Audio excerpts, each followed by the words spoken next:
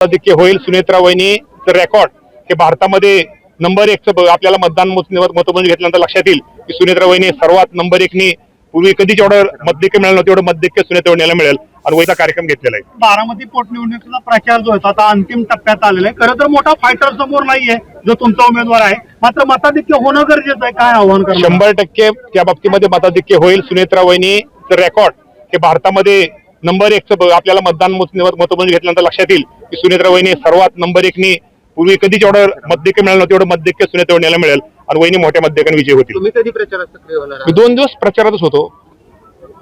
2 दिवस मी बारामतीलाच आहे. सांगता सभा होत आहे 21 तारखेला, कोणाकोणाची उपस्थिती राहणार? देवेंद्र फडणवीस साहेब येणार आहेत. मलठण पुणे जिल्हा जी पीडीसी बँक आहे ती मलठण बँकेच्या एका कर्मचाऱ्यानं दौंड तालुक्यातील लिंगाळी या ठिकाणी एका शेतकऱ्याला रस्त्यावर पाडून मारलाय. खरं तर तो शेतकरी बँकेचं कर्ज घेण्यासाठी तिथे गेला होता, मात्र त्या अधिकाऱ्याकडून त्या ठिकाणी त्या शेतकरी समाधान झालं नाही. त्यांनी वरिष्ठाकडे तक्रार केली आणि याचा राग मनात धरून त्या शेतकऱ्याला मारलं. या ठिकाणी रस्त्यावर या बाबतीमध्ये मला काय मी अजून माहिती घेतली नाही. माहिती घेऊन निश्चित प्रकारे जो कोण चुकल त्याला त्याच्यावरती कारवाई केली काय निलंबन करणार त्या कर्मचाऱ्याला? नाही, चुकल दोषी कोण आहे त्याचा त्या बँकेत तो कार्यक्रम झालाय का, बँकेत ती मारहाण झाली का, बँकेच्या बाहेर काय झालंय हे आता ते तपासलं जाईल. तपासण्यानंतर ती योग्य निर्णय घेतला जाईल. बँकेच्या बाहेर जरी झाला असला तरी तो जबाबदार अधिकारी आहे. आपण आता याबद्दल ऐका ना, आता मी माहिती घेतल्याशिवाय मला ते आज बोलणं बरोबर नाही.